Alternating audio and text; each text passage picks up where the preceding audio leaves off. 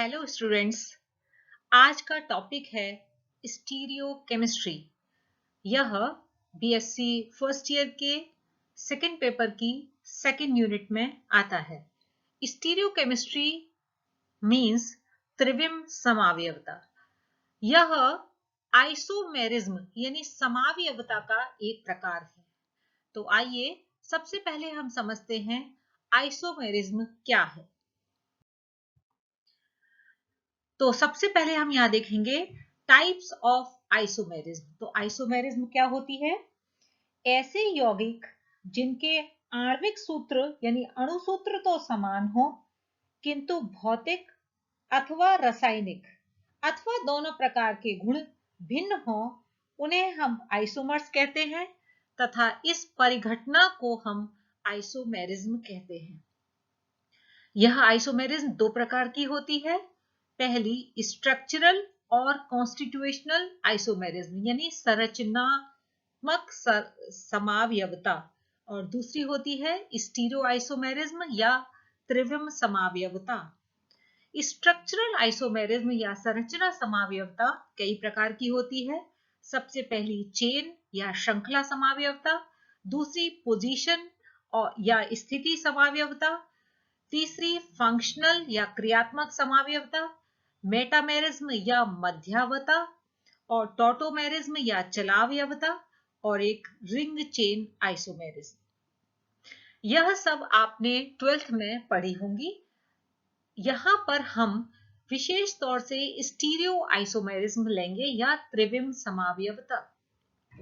यह दो प्रकार की होती है, कन्फिगुरेशनल या विन्यासी समावयवता और कन्फॉर्मेशनल या सर्रूपीय समावयवता। कन्फ्यूगरेशनल या विन्यासी समावयवता को पुनः दो भागों में बांटते हैं, ज्योमेट्रिक आइसोमेरिज्म या ज्यामितीय समावयवता और ऑप्टिकल आइसोमेरिज्म या प्रकाशीय समावयवता। कन्फॉर्मेशनल पुनः दो भाग में बांटते हैं, रोटेशनल आइसोमेरिज्म और दूसरी अमीन इन्वर्जन। ये आपको हम डिटेल में नहीं बताएंगे, यानी हम लेंगे यहाँ पर geometric isomerism, optical isomerism and rotational isomerism. ये स्ट्रक्चरल आइसोमेरिज्म क्या होती है? वह आइसोमर्स जिनके मॉलिक्यूलर फॉर्मूला तो सेम होते हैं, यानी अणु सूत्र तो समान होते हैं, लेकिन संरचना सूत्र भिन्न होते हैं, यानी स्ट्रक्चरल फॉर्मूला डिफरेंट होते हैं, उन्हें हम स्ट्रक्चरल आइसोमर्स कहते हैं। स्टीरियो आइसोमर्स में have same molecular and structural formula both, but different spatial arrangement of atoms और group, यानी ऐसे आइसोमर्स की त्रिविमीय आकाश में एटम्स और ग्रुप्स का स्थान या पोजीशन डिफरेंट होती है। इसको हमने हिंदी में भी लिखा हुआ है। आइसोमेरिज्म दो प्रकार की, संरचनात्मक या त्रिविम समावयवता। त्रिविम समावयवता फिर से दो प्रकार की, विन्यासी और सर्रूपीय।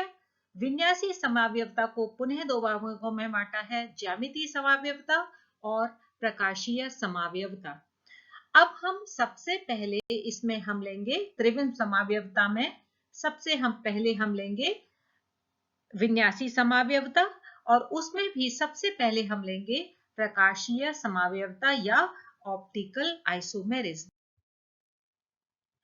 तो स्टीरियो आइसोमेरिज्म क्या होती है?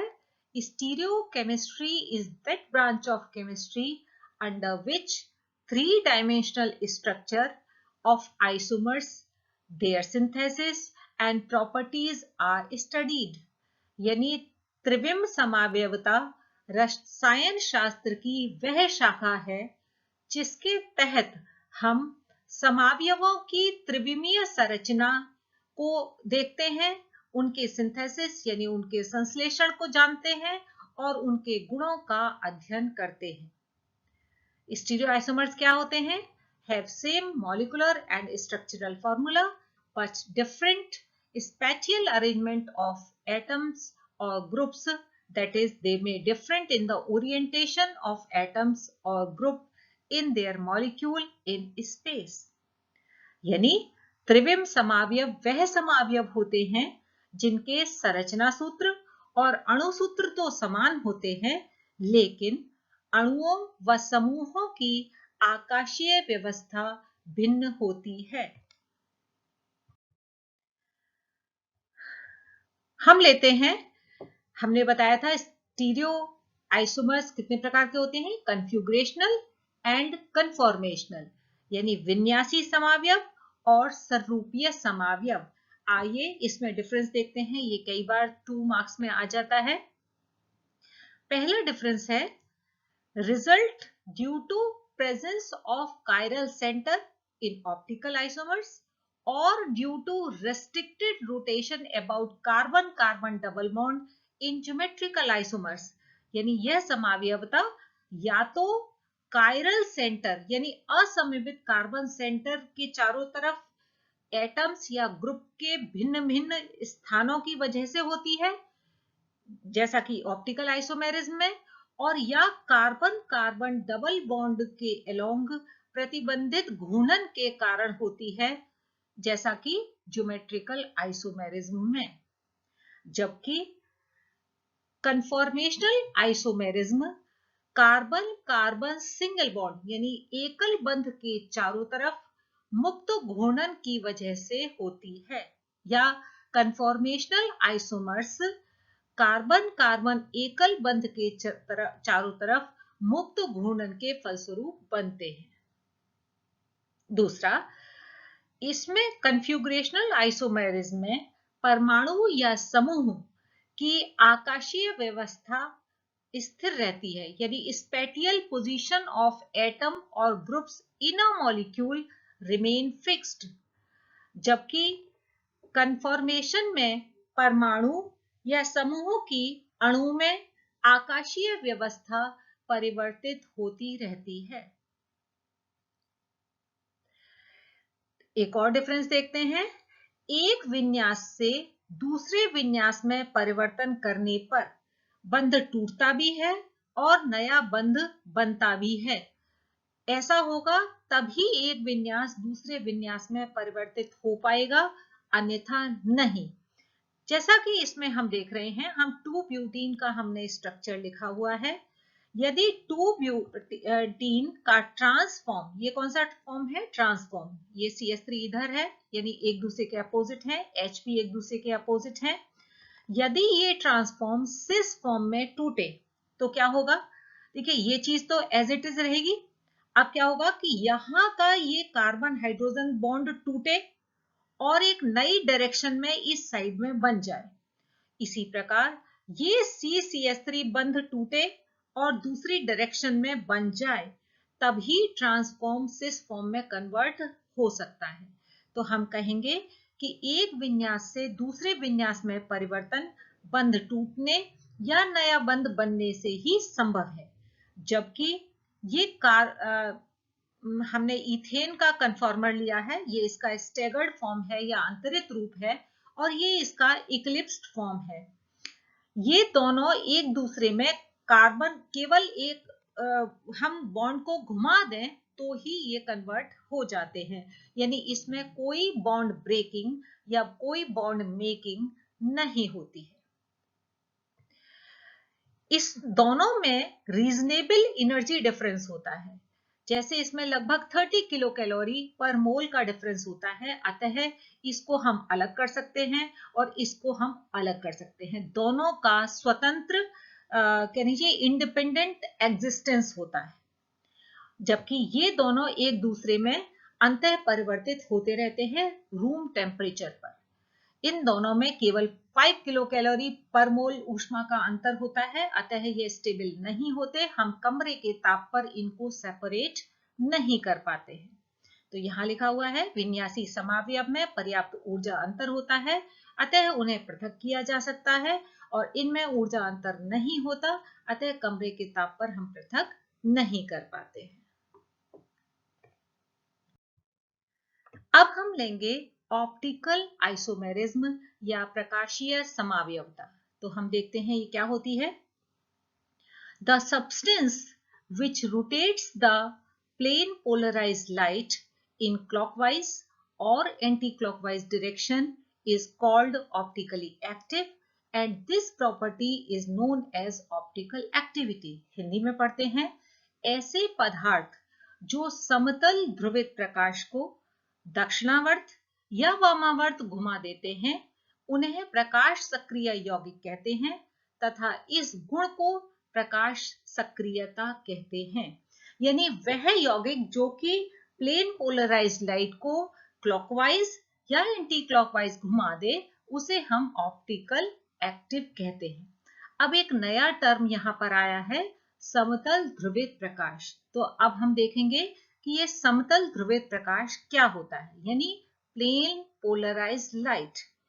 जो ऑर्डिनरी लाइट होती है उसका प्रकाश सभी दिशाओं में होता है, लेकिन जब उसे, ये देखिए, ऑसिलेट्स इन ऑल डायरेक्शन, लेकिन जब इसे हम एक विशेष प्रकार के प्रिज्म जिसे हम निकोल प्रिज्म कहते हैं उससे पास करते हैं तो सारे वाइब्रेशन कट हो जाएंगे, केवल एक ही डायरेक्शन में, only in one plane vibration रह जाएगा और उस लाइट को हम प्लेन पोलराइज्ड लाइट या समतल ध्रुवित प्रकाश कहते हैं।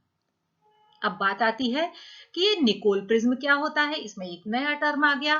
तो निकोल प्रिज्म एक स्पेशली क्रिस्टलाइज्ड फॉर्म होता है कैल्शियम कार्बोनेट का, जिसे हम कैल्साइट भी कहते हैं। यानी कैल्शियम कार्बोनेट को हम क्या कहते हैं, कैल्साइट। और इसी कैल्शियम कार्बोनेट या कैल्साइट का स्पेशली क्रिस्टलाइज्ड फॉर्म ही निकोल प्रिज्म कहलाता है। एक और टर्म आता है प्लेन ऑफ पोलराइजेशन या ध्रुवण तल, the plane along which vibrations are taking place is known as plane of polarization। यानी वह तल जिसके along ये वाइब्रेशंस होते हैं उसे हम ध्रुवण तल कहते हैं। आइए इसको हम डायग्राम से समझते हैं। ये किसी भी यौगिक की ऑप्टिकल एक्टिविटी को एक इंस्ट्रूमेंट द्वारा नापा जाता है जिसे हम पोलरीमीटर कहते हैं। यानी किसी भी ऑप्टिकली एक्टिव पदार्थ की ऑप्टिकल एक्टिविटी हम पोलरीमीटर से ज्ञात करते हैं। तो यह एक लाइट सोर्स है, यानी प्रकाश का स्रोत है।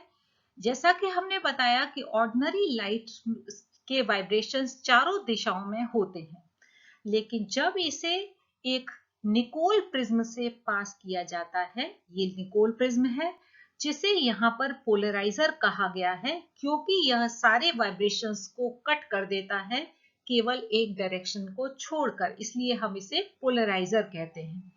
तो देखिए ये सारे वाइब्रेशंस कट हो गए, केवल ये लंबवत वाइब्रेशन रह गए हैं, केवल इसी के अलोंग इसमें वाइब्रेशन होंगे। इसे हम कहेंगे प्लेन पोलराइज्ड लाइट, यानी वह लाइट जिसमें कि केवल एक ही तल के अलोंग वाइब्रेशंस होते हैं उसे हम प्लेन पोलराइज्ड लाइट या समतल ध्रुवित प्रकाश कहते हैं। दूसरी बात हमने क्या बताई थी, वह तल जिसके अलोंग वाइब्रेशन हो, जैसे ये वाला तल है इसके लंबवत ये वाइब्रेशंस हो रहे हैं, अतः हम इस तल को प्लेन ऑफ पोलराइजेशन या ध्रुवण तल कहते हैं। ओके, अब यह प्लेन पोलराइज्ड लाइट जब हमारे ऑप्टिकली एक्टिव पदार्थ में से गुजरती है, यानी एक ग्लास ट्यूब लेते हैं, एक ग्लास ट्यूब है जिसमें हम ऑप्टिकली एक्टिव सब्सटेंस को भर लेते हैं, उसका विलयन भर लेते हैं।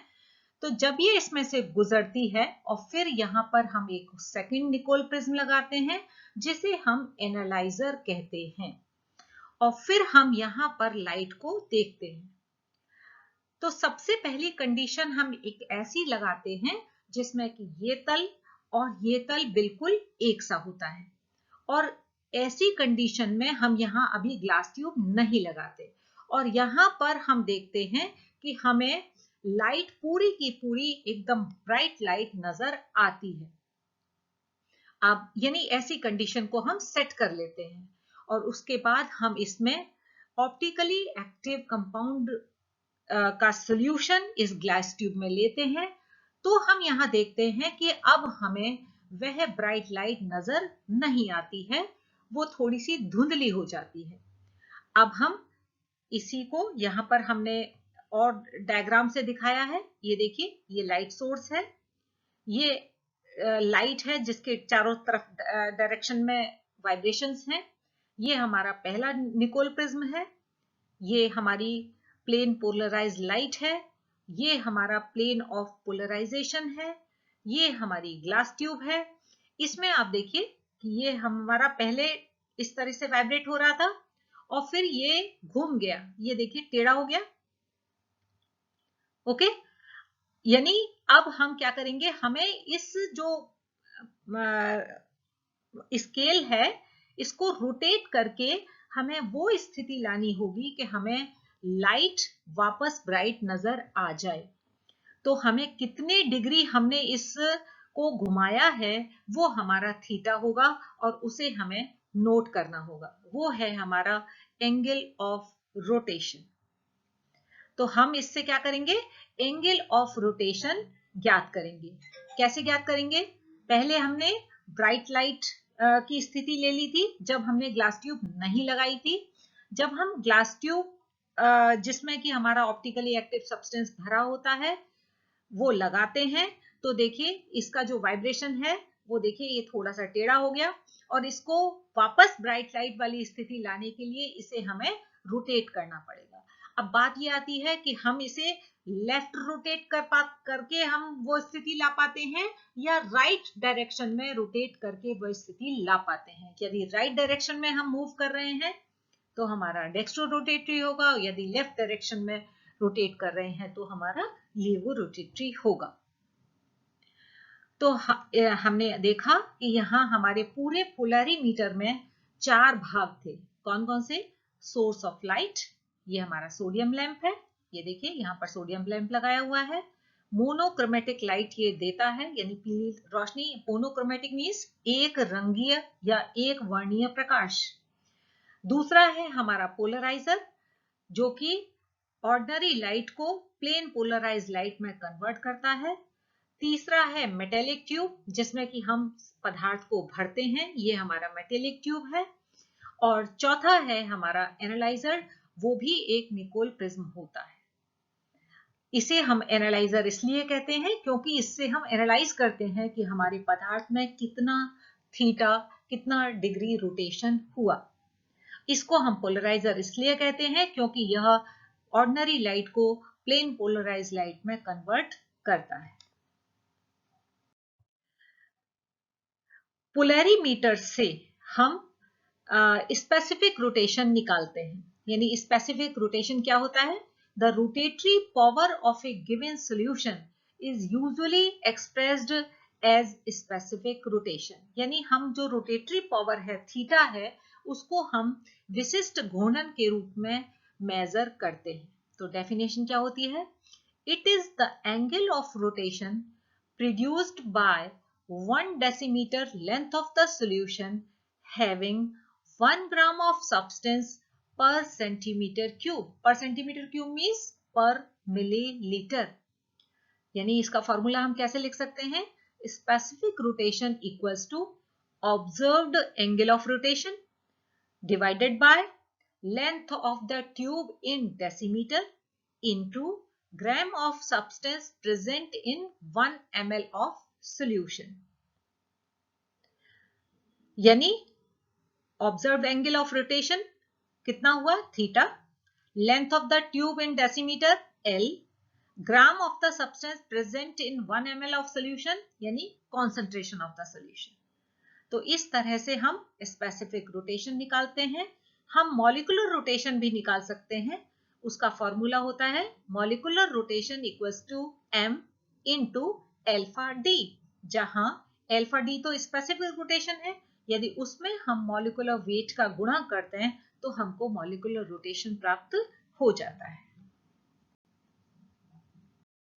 अब हम देखेंगे एंगल ऑफ रोटेशन या स्पेसिफिक रोटेशन को प्रभावित करने वाले कारक।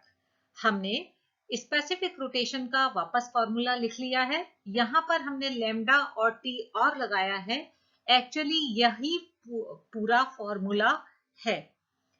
इस फॉर्मूले से सारे कारक हम स्वयं लिख सकते हैं, जो दिख रहा है वही प्रभावित करने वाले कारक है।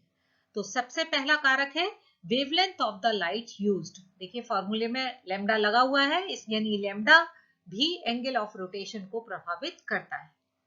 सेकंड है टेम्परेचर ऑफ द सॉल्यूशन। देखिए टी भी यहाँ लिखा हुआ है, यानी विलयन का ताप भी एंगल ऑफ रोटेशन को प्रभावित करता है।